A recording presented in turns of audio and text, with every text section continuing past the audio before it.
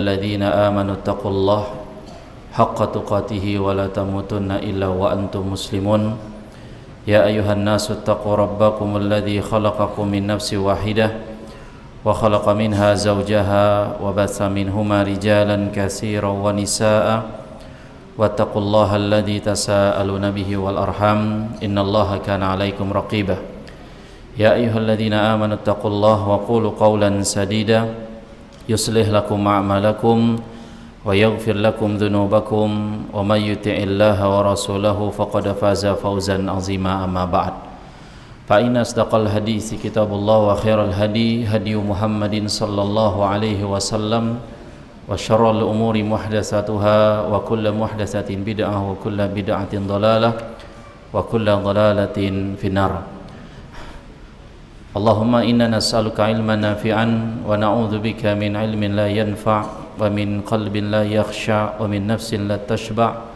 wa min da'watin la yustajabu laha Allahumma aslih waliya amrina wa wulata umuril muslimin Allahumma ansurna ikhwanana al-muslimin al-mustadafina fi kulli makan ya rabbal alamin. Hadirin dan hadirat sekalian jamaah Masjid Al-Maulidiyah yang semoga dirahmati oleh Allah Subhanahu wa taala. Alhamdulillah, puja dan puji syukur kita panjatkan kehadirat Allah Jalla wa'ala atas segala nikmat dan karunia yang Dia berikan kepada kita, yang mana dapat kembali berkumpul di masjid yang penuh dengan barokah ini dalam rangka bermajelis ilmu, mengkaji dari kitab adab dan akhlak penuntut ilmu karya Al-Ustadz Yazid bin Abdul Qadir Jawas rahimahullahu ta'ala. Dan kita masih berada dalam pembahasan bab yang berkaitan dengan bagaimana adabnya seorang penuntut ilmu terhadap waktu. Adab seorang penuntut ilmu terhadap waktu.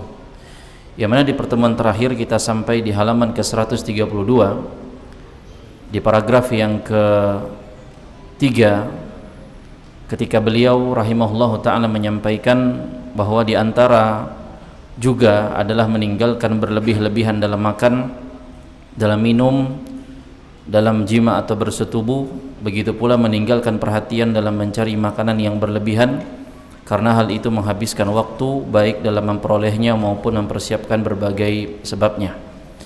Dan sekarang kita lanjutkan ke paragraf yang keempatnya dalam halaman tersebut. Kata beliau rahimahullahu ta'ala, di antara bentuk memanfaatkan waktu yang lainnya adalah menjauhi banyak bergurau. Di antara bentuk memanfaatkan waktu yang lainnya adalah menjauhi banyak gurau dan tawa. Hendaklah mengadakan perkumpulan untuk menghafalkan Al-Quran, giat menghadiri kajian ilmiah dan majelis-majelis ilmu, giat mendengarkan audio dan video kajian Islam dan mencatat poin-poin penting darinya, menghafalkan hadis-hadis Rasulullah sallallahu alaihi wasallam dan yang lainnya. Dan kewajiban kalian, kata beliau, wahai para penuntut ilmu, adalah memelihara waktumu. Kewajiban kalian, wahai para penuntut ilmu, adalah memelihara waktumu.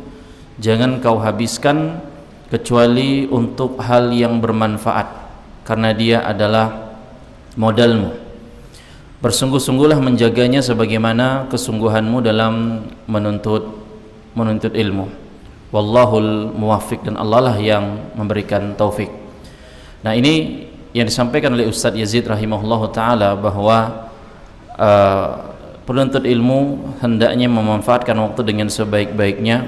Bagaimana waktu bagi penuntut ilmu itu adalah nafas kehidupan, dan bukan sekedar hitungan jam ataupun menit ataupun detik, tapi dia adalah modal utama yang Allah Subhanahu wa ta'ala titipkan kepada kita. Modal yang tidak bisa diulang, modal yang tidak bisa dipinjam juga, karena kita tidak bisa minjam waktu orang, dan modal yang tidak bisa kita beli kembali ketika waktu itu sudah berlalu. Bahkan dengan seluruh isi dunia, kata para ulama, bahkan dengan seluruh isi dunia, apabila kita ingin membeli waktu, maka tidak akan pernah bisa.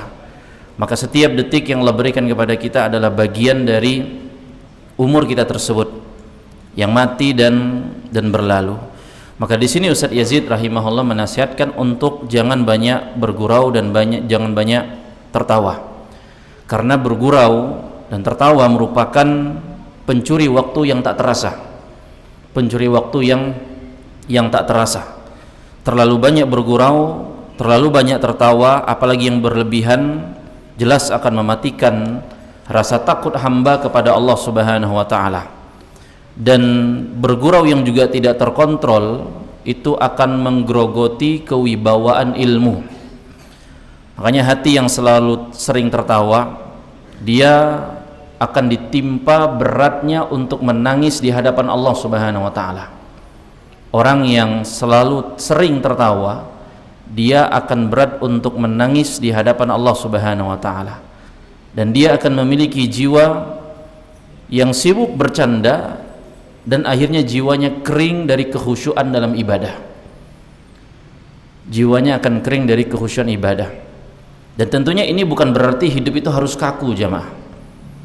Tapi ilmu, ketika ilmu yang dia pelajari itu tidak tumbuh pada hatinya, hati hamba yang suka lalai. Makanya penulis menasihatkan hendaknya penuntut ilmu itu menjadikan waktu demi waktunya adalah menghafalkan ayat-ayat Allah, mengkaji ilmu-ilmu agama Allah, karena itu semua akan menjadi cahaya di alam seterusnya, di alam kuburnya, akan menjadi syafaat baginya kelak di hari kiamat. Dan ilmu Quran, hadis itu akan menjadi penjaga dia dari penyimpangan-penyimpangan. Maka waktu yang dipakai untuk Al-Quran demi Allah tidak akan pernah sia-sia, bahkan saat kita mengalami hidup yang paling berat dalam kehidupan kita. Maka hadiri majelis ilmu, gunakan waktu tersebut dengan sebaik-baiknya, kata beliau, dengan menghadiri majelis ilmu, mencatat poin-poin penting, menghafalkan Al-Quran, menghafalkan hadis-hadis Nabi SAW. Maka lakukan hal tersebut. Latih kesabaran, karena belajar butuh sabar. Latih keikhlasan, dan ini lebih berat lagi daripada kesabaran. Karena ilmu yang tidak dicatat akan hilang, ilmu yang tidak dihafal akan kabur, dan ilmu yang tidak diamalkan akan menjadi hujjah di hadapan Allah Subhanahu wa taala atas diri kita, dan dia tidak akan menjadi pembela kita di hadapan Allah kelak. Maka ini modal sangat berharga, kata beliau. Kemudian Al-Ustadz Yazid rahimahullah menukilkan pernyataan Imam Ibnul Qayyim rahimahullah taala, yang mana Imam Ibnul Qayyim mengatakan bahwa ada 4 hal yang dapat membuat hati menjadi keras, yaitu yang pertama adalah berlebihan dalam berbicara. Kemudian yang kedua adalah berlebihan dalam makan. Kemudian yang ketiga, kata Imam Ibnul Qayyim, adalah berlebihan dalam tidur. Dan yang keempat, berlebihan dalam bergaul. Kata Imam Ibnul Qayyim rahimahullahu taala, ada 4 hal yang membuat hati menjadi keras. Berlebihan dalam berbicara, berlebihan dalam makan, berlebihan dalam tidur, dan berlebihan dalam bergaul. Jamaah sekalian, saudara-saudaraku ahibati fillah rahimani wa rahimakumullah, pernahkah kita merasakan atau merasa dalam kehidupan kita ini, atau setelah masa-masa kita mengenal agama ini dengan sebaik-baiknya, pernah atau tidakkah kita bahwa ketika kita membaca ayat-ayat Allah, tapi ayat itu sama sekali tidak pernah menggetarkan hati kita? Ayat tersebut tidak pernah menyentuh kalbu kita. Atau pernahkah kita setelah kita berhijrah, kita berubah mengenal dakwah tauhid, dakwah sunnah, betapa banyak nasihat yang kita dengar, tapi pernahkah nasihat, atau pernah ada masa nasihat didengar tapi tak pernah tergugah jiwa kita? Maka dosa diketahui tapi terasa biasa bagi seorang tersebut. Tapi jika dia rasakan, maka takutlah kepada Allah. Dan perkara ini bukan karena cerdas atau tidaknya orang, pintar atau tidaknya, bukan juga betapa banyak referensi atau guru yang dia tuntut ilmunya, tapi ini tanda di antara tanda, kata Imam Ibnul Qayyim, hatinya mulai mengeras. Dan beliau sebutkan 4 perkara tersebut yang ini perlahan membunuh hati seorang hamba. Ketika dia, yang pertama adalah berlebihan dalam berbicara. Karena kita tahu lisan itu adalah pintu hati. Lisan adalah pintu hati, Maka ketika seorang, kata para ulama, semakin banyak berbicara, dan ketika berbicaranya itu tanpa ada kebutuhan, maka semakin sedikitlah ruang lisannya untuk berzikir, sedikitlah ruang lisannya untuk bertafakkur kepada Allah Jalla wa'ala. Lisan kita tidak akan lari dari dua hal ini. Kalau tidak berbicara tanpa kebutuhan, atau lisannya akan semakin sedikit ruang untuk dia berzikir dan bertafakkur. Maka ketika penuntut ilmu itu terlalu banyak bicara, akan hilang kewibawaannya, dan akan hilang rasa takutnya kepada Allah Subhanahu wa ta'ala. Dan bukan semua bicara itu dikatakan terus menjadi sebuah dosa, tapi ketika kelebihan bicara itu perlahan demi perlahan akan mengeraskan hati hamba, karena hatinya gak sempat merenung, hatinya tidak sempat untuk berzikir. Maka apabila lisan dijaga, dia fikirkan sebelum dia berbicara, maka hatinya akan hidup, dan jika lisannya tak pernah dia jaga, dia lepas terus, hatinya akan mati. Dan celakanya kadang kita jamaah rahimakumullah, di majlis ilmu pun kita susah menjaga lisan, yang Allah Subhanahu wa ta'ala perintahkan kita untuk dengar, renungi, tapi malah kita bicara.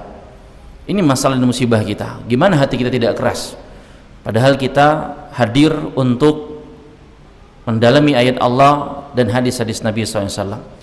Kemudian Imam Nuqaim sebutkan yang kedua, yaitu berlebihan dalam makan, yang mana kata para ulama, perut kenyang, apalagi kenyangnya itu berlebihan, akan melahirkan kemalasan dalam ibadah ataupun kebaikan.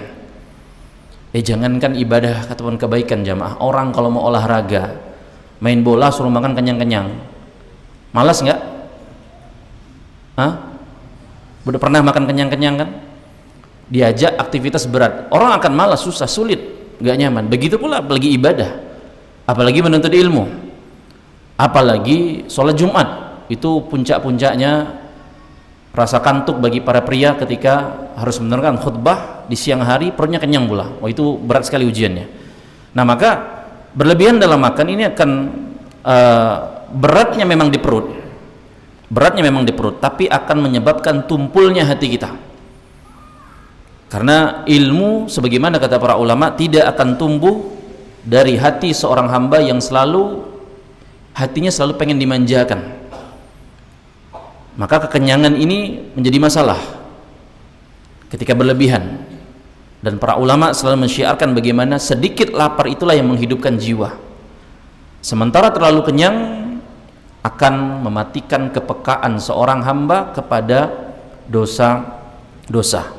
Maka di sini bukan perkara apa menu yang kita makan, apa porsi yang kita makan, tapi bagaimana kita menakar nafsu kita dalam makan.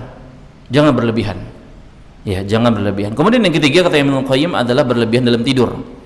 Nah, ini sudah pernah dibahas di pernyataan Imam Ibnu Jama'ah pula, bahwa berlebihan dalam tidur itu tidak baik. Ya, banyak hilang kesempatan, dan sesuaikan kadar tidur itu secukupnya. Bisa bangun lebih awal, bisa tidur secukupnya, maka ini yang akan memberikan kebaikan. Dan yang keempat, berlebihan dalam bergaul, karena orang kalau terlalu banyak bergaul, jelas dia akan hatinya lelah, jiwanya akan kosong, karena dia akan banyak berinteraksi tanpa faedah. Kalau orang banyak berinteraksi tanpa faedah ini jamaah, akan membuat hatinya itu lelah, pikirannya penuh dengan sampah, jiwanya akan hilang dengan ketenangan. Makanya para ulama itu di antara karakter mereka dari dahulu sampai pada hari ini, gak semua dari mereka itu mau mudah bergaul kepada pihak siapapun, karena akan banyak interaksi tanpa faedah, karena banyak interaksi yang tidak ada gunanya, dan hati susah untuk lembut kalau ketemu sama orang-orang yang mengajak selalu membuat hati itu menjadi keras di hadapan Allah. Maka berlebihan dalam bergaul juga akan menjadi masalah tersebut. Maka itu nasihat Imam Al-Qayyim rahimahullahu ta'ala. Sekarang kita beranjak kepada judul yang disampaikan penulis, yaitu poin berkaitan begadang. Ya, begadang antara manfaat dan mudaratnya. Penulis rahimahullah, Al-Ustadz Yazid rahimahullah menyampaikan, di antara bentuk menyia-nyiakan waktu adalah sering yang dilakukan oleh para penuntut ilmu, adalah yang namanya begadang. Yang mana Rasulullah sallallahu alaihi wasallam bersabda, la samara illa limusallin aw musafirin. Tidak ada begadang kecuali bagi seorang yang melakukan salat atau melakukan safar, kata beliau. Nah, masalah begadang ini, kata beliau, merupakan hal yang benar-benar penting untuk dibahas. Kenapa? Karena hal itu ada alasannya, di antaranya kata beliau, yang pertama, begadang dilakukan banyak orang. Kenapa masalah ini dibahas? Kita bukan hanya berbicara masalah perkara kesehatan, tapi ini bagi orang yang telah berhijrah, yang sering datang ke kajian, majelis ilmu, penuntut ilmu. Kenapa masalah begadang ini penting, kata beliau? Bahwa yang pertama, begadang dilakukan banyak orang. Begadang banyak dilakukan oleh banyak orang. Umumnya orang pasti pernah begadang. Entah misal dia suami nungguin istrinya lahiran, entah di gang kompleknya ada banyak kecurian, dia jagain pos ronda begitu. Atau mungkin besok malam ada final Piala Dunia, ya dia juga begadang begitu. Jadi begadang itu dilakukan banyak orang, kata beliau di sini.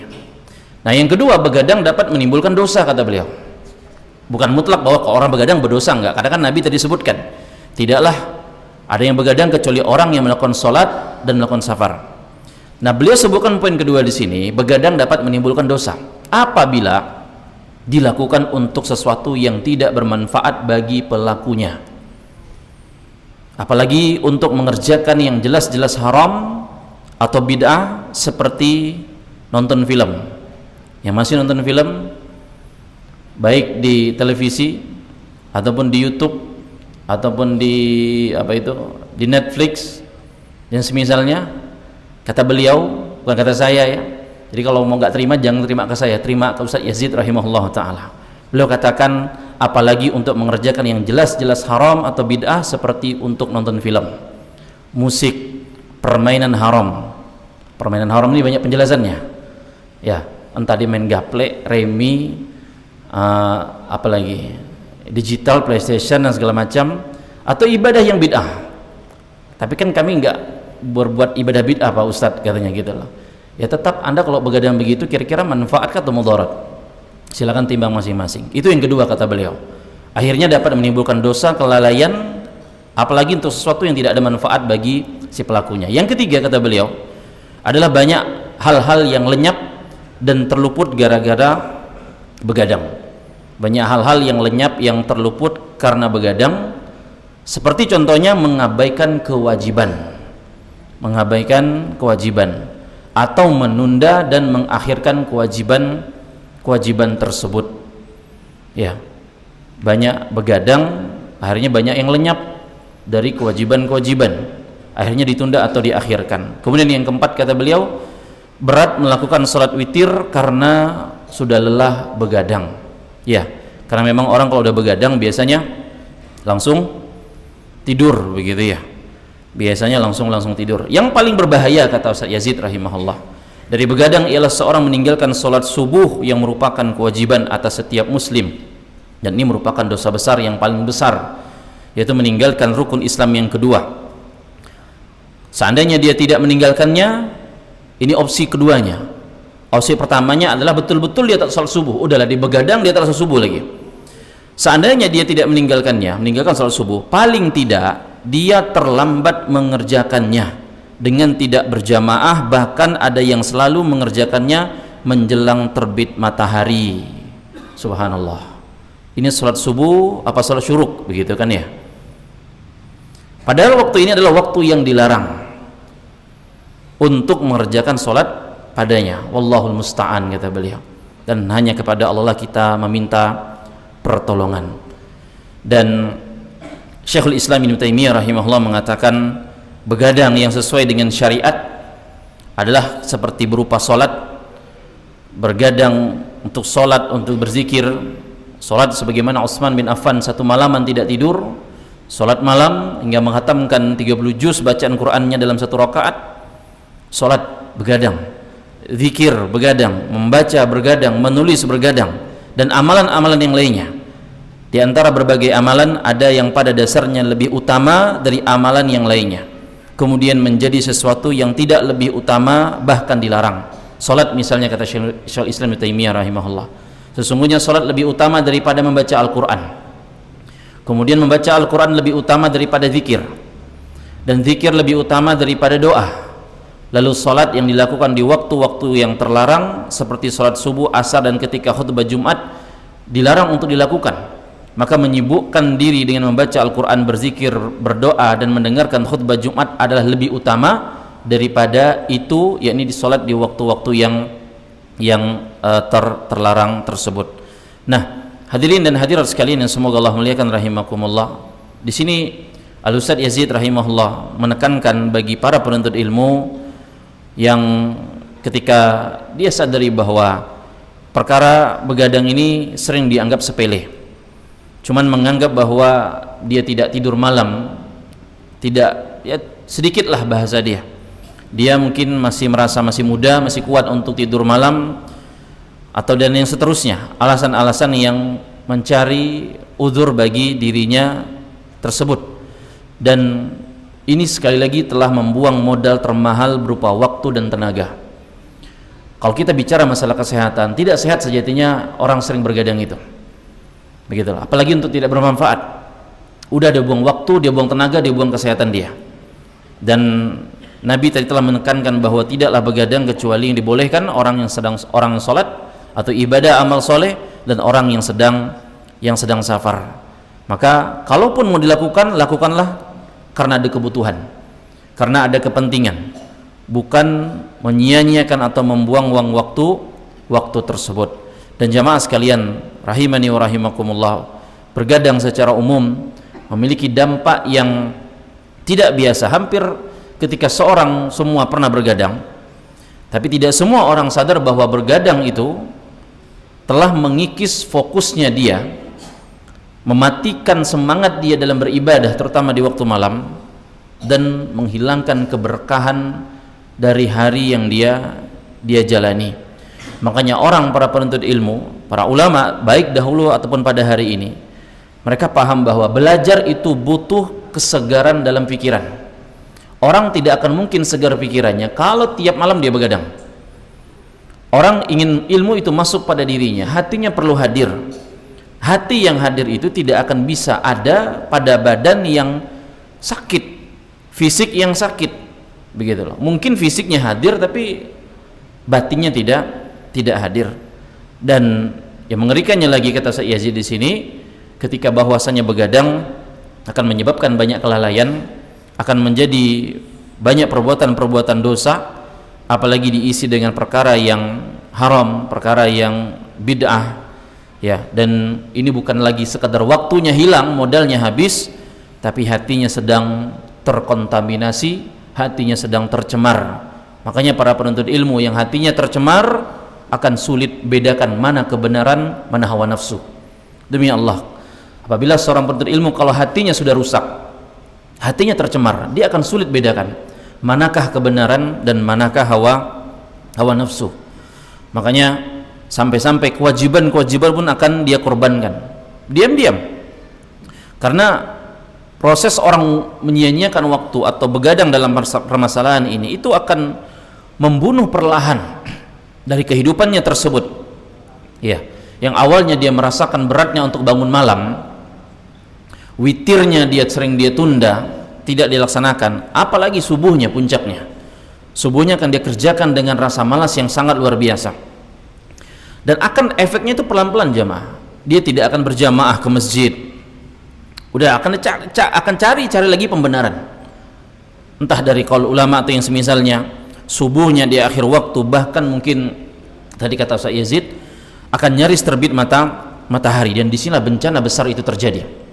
Disinilah bencana besar itu terjadi, peremehan dari sholat subuh tersebut. Padahal ini sholat subuh merupakan rukun dalam agama kita ini, dan meninggalkannya tanpa ada uzurnya, tanpa tidak berjamaah, tanpa ada uzurnya, mengerjakannya dengan keterlambatan, maka ini merupakan sebesar-besarnya dosa di sisi Allah Subhanahu wa taala. Maka pada saat itu kita yang ketika ilmu semakin bertambah tapi rupanya iman kita terkikis sedikit demi sedikit, Dan yang paling menakutkan kata para ulama ketika seorang menganggap dia begitu ibadah wajibnya dan dia merasa itu biasa, inilah bencana besar. Ini demi Allah bencana besar. Dan di antara asar yang masyhur, Abdullah bin Umar apabila telat dari takbiratul bersama ihram, beliau jual sebidang tanahnya, rasa penyesalannya dari telat takbiratul ihram tersebut.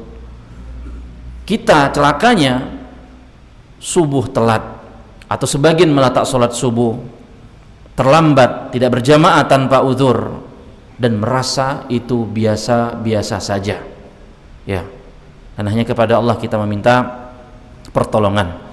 Maka hadirin dan hadirat sekalian yang semoga Allah muliakan rahimakumullah, nilai amalan itu, kata Ibnu Taimiyah tadi, nilai amalan itu tergantung waktu dan kondisi, bukan hanya sekedar permasalahan jenis amalannya. Ketika sholat memang menjadi ibadah yang paling utama, kata Ibnu Taimiyah, namun ketika sholat itu dilakukan di waktu yang terlarang, sebegitu juga membaca Al-Quran, berzikir, atau mendengarkan khutbah, itu akan jadi lebih utama daripada sholat sunnah. Dan ini menunjukkan tentang seorang itu harus paham fikih waktu. Waktu juga ada fikihnya. Fikih waktu itu adalah bagian dari seseorang memahami bagaimana fikihnya dalam keimanan, begitu loh. Makanya orang bergadang, kata para ulama, akan menjadi juga indikator bagaimana, cermin kejujuran imannya bagaimana, jujur nggak dia dalam beriman. Lihat bagaimana dia begadang. Dia begadang untuk bermanfaat atau nggak bermanfaat, atau untuk kelalaian. Maka sekali lagi jamaah, begadang bukan sekedar masalah Anda nggak tidur panjang di waktu malam, tapi Anda begadang itu siapakah yang Anda prioritaskan? Apakah hawa nafsu Anda sajakah untuk senang-senang, suka-suka, nurutin hawa nafsu, atau Anda prioritaskan Allah Jalla wa'ala? Jika begadang yang kita lakukan adalah menguatkan ketaatan kita kepada Allah dan itu bernilai ibadah, ataukah begadang yang kita lakukan malah melemahkan kewajiban, dan inilah bencana besar, kata para ulama. Ilmu agama ini tidak tumbuh di fisik, di badan, di tubuh yang kelelahan tanpa sebab. Dan begitu pula hidayah tidak akan tinggal dalam hati seorang hamba yang ketika dia meremehkan solat wajibnya. Ilmu itu tidak akan tumbuh pada tubuh yang kelelahan tanpa sebab. Maksudnya orang menuntut ilmu itu pasti lelah jamaah. Orang ibadah itu pasti lelah, begitu loh. Orang begadang lelah apa enggak? Enggak pernah begadang. Begadang lelah apa enggak? Lelah jamaah. Begitu kan? Orang menuntut ilmu juga lelah. Tapi ilmu ingat tidak akan pernah tumbuh pada diri seseorang yang dia juga pasti harus lelah. Orang begadang juga lelah. Tapi hidayah dari ilmu yang kita miliki tersebut tidak akan pernah menetap dalam hati kita ketika kita jadi orang yang suka meremehkan kewajiban, meremehkan apa yang Allah perintahkan. Maka mari kita jujur pada diri kita sendiri. Mari kita jujur terhadap diri kita sendiri. Tidak semua yang dalam tanda kutip bisa dilakukan itu boleh dipelihara. Tidak semua yang bisa dilakukan itu boleh dipelihara. Semua bisa begadang, iya. Tapi tidak selamanya itu untuk kita pelihara, kita jaga. Dan hanya kepada Allah kita minta pertolongan untuk kita gunakan malam-malam kita sebagaimana apa yang Allah cintai. Kita jadikan walaupun kita tidur ibadah, kita bangun berupa ketaatan, serta ilmu yang kita pelajari menjadi keberkahan dan menyelamatkan kita kelak di akhirat.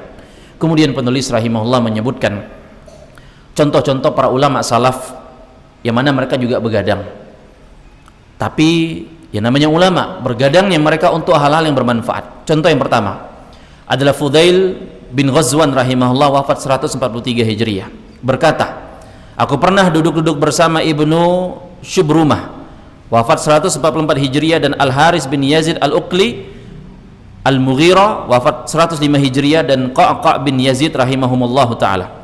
Pada suatu malam guna berdiskusi tentang fikih, lalu kami sama sekali tidak berdiri hingga mendengar kumandang azan subuh. Subhanallah, diskusi tentang permasalahan fikih tapi sampai kumandang azan subuh. Kemudian Sulaiman At-Taimi rahimahullah wafat 143 Hijriah berkata, sesungguhnya mata itu jika engkau membiasakannya untuk tidur, maka ia akan terbiasa dengannya, dan jika engkau membiasakannya untuk begadang, maka ia akan terbiasa dengannya. Inilah obat bagi orang yang kena penyakit namanya insomnia, susah tidur. Kalau Anda biasakan memang untuk susah tidur, ya akan susah tidur. Carilah cara bagaimana Anda mudah tidur. Di antaranya jangan sibuk sama gadget. Kalau kata pakar gitu ya, kata pakar ahli tidur, maksudnya apa, dokter tidur atau ahli bidang itu, ya 2 jam atau 3 jam sebelum Anda tidur jangan pegang gadget, karena cahayanya mempengaruhi. Ini secara kesehatan. Tapi kalau Anda mau coba, Anda suruh baca Quran, Anda baca kitab ulama. Kalau Anda bisa nggak tidur sampai subuh, Anda sebagaimana Fudail bin Ghazwan rahimahullahu ta'ala. Tapi kalau Anda tidur, berarti memang Anda itu diantara sebab mudah tidur. Baca Quran atau berzikir, tapi jangan hitung domba, dan baca kitab-kitab para ulama. Kemudian kata penulis rahimahullah, semoga kita dimudahkan untuk melakukan hal-hal yang bermanfaat.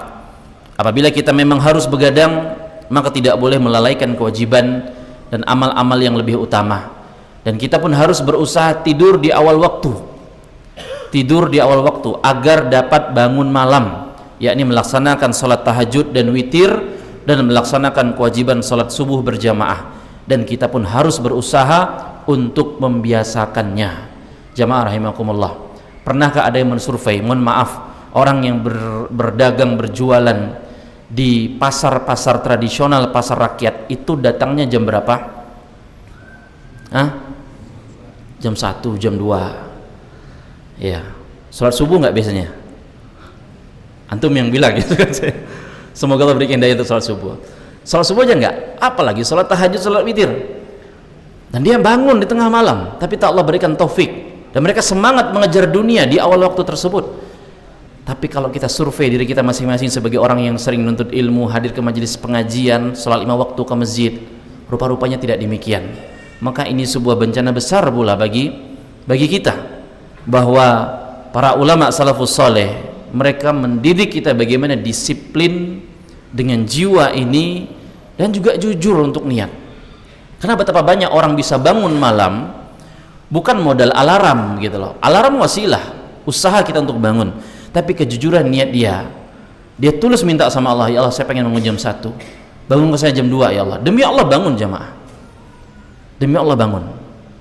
Dan itu saya pribadi praktekkan dan merasakan ya, benar-benar kalau kita jujur minta sama Allah, disiplin, Allah bangunkan kita tanpa perlu repot-repot, dan beratnya kita mengangkat 2 kelopak mata kita.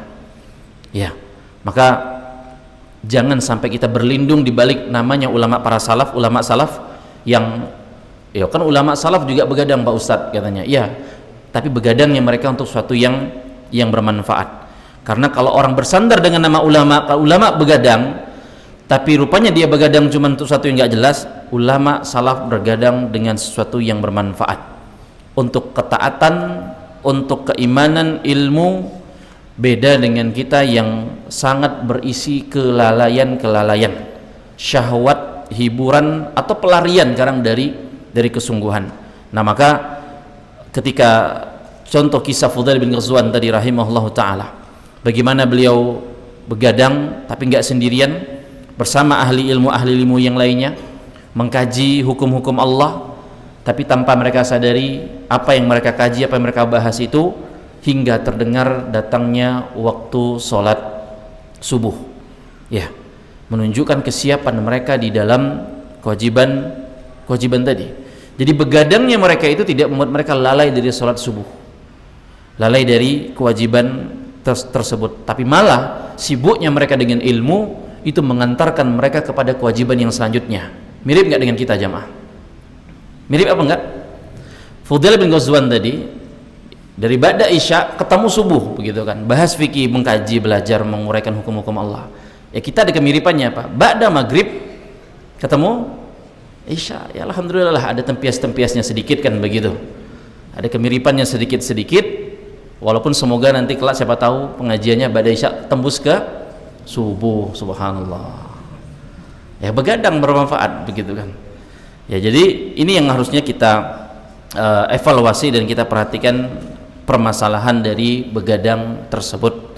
Ya, jangan begadang kalau memang nggak ada manfaatnya atau apa yang dituju, kemaslahatan yang diinginkan dari begadang tersebut. Makanya pernyataan yang sangat dalam dari Sulaiman At-Taimi rahimahullah bahwa mata itu akan punya pola, mata itu akan punya kebiasaan.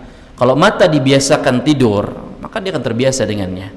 Tapi kalau dia biasakan untuk begadang, maka dia juga akan terbiasa dengannya. Mata biasa bangun jam 2, nggak ada angin, nggak ada hujan, nggak ada kucing di gang kelahi pun dia bangun. Orang kan sering risih, ada anjing gonggong, suara motor besar, kucing kelahi tengah malam, kebangun dia. Tapi orang nggak ada apa-apa, jam 2 bangun dia jam 2, jam 1 bangun dia jam 1. Ya, karena ini kalimat yang sangat jujur dari Sulaiman At-Taimi rahimahullah, kalimat yang sangat tajam kepada kita bahwa tubuh kita ini perlu diriset ulang, balikan ke setelan pabriknya, balikan kepada penciptanya Jalla wa'ala, biasakan kepada kebaikan. Karena kalau orang udah malas jamaah, demi Allah, kelopak mata ini demi Allah ringannya minta ampun, ringan kelopak mata ini sebenarnya. Ya, di antara bentuk menunjukkan ringannya kelopak mata ini apa? Ribuan kali dalam sehari itu kita kedip-kedipkan. Antum aja tangan nih, nggak pasti lebih berat daripada kelopak mata. Antum begini-gini ribuan kali sehari, kembang sini antum. Ya, kembang sini antum, pegal juga memang berat. Cuma begini doang loh ya. Kelopak mata, dia ringan sekali. Tapi rupanya berat ketika memang kalau nggak suruh bangun untuk bangkit, nggak bangkit. Maka biasakan. Memang awalnya berat, tapi lama kelamaan dia akan terbiasa. Kalau terbiasa dia tidurkannya itu larut, maka bangunnya akan berat. Tapi kalau dia biasa bangun pagi, maka tidurnya nikmat, bangunnya pun juga nyaman. Kalau terbiasa dia jadi orang yang lalai, udah hatinya selalu keras. Ya. Dan orang kalau terbiasa disiplin, maka dia akan bisa menguasai jiwanya tersebut. Dia bisa mengontrol jiwanya tersebut. Maka kita tidak bisa menyalahkan badan kita, menyalahkan fisik kita.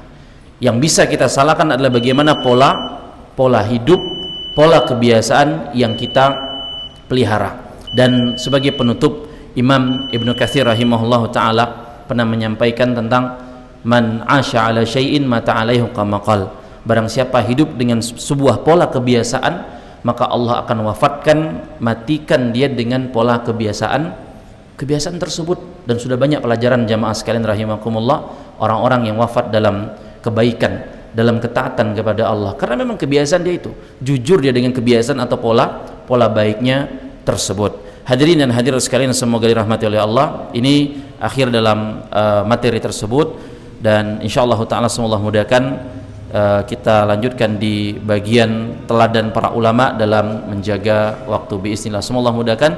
Ini bisa disampaikan, kurang lebihnya mohon maaf, dan kita cukupkan dengan membaca doa kafaratul majlis. Subhanakallahumma bihamdika asyhadu an la ilaha illa anta astaghfiruka wa atubu ilaik. Wassalamualaikum warahmatullahi wabarakatuh.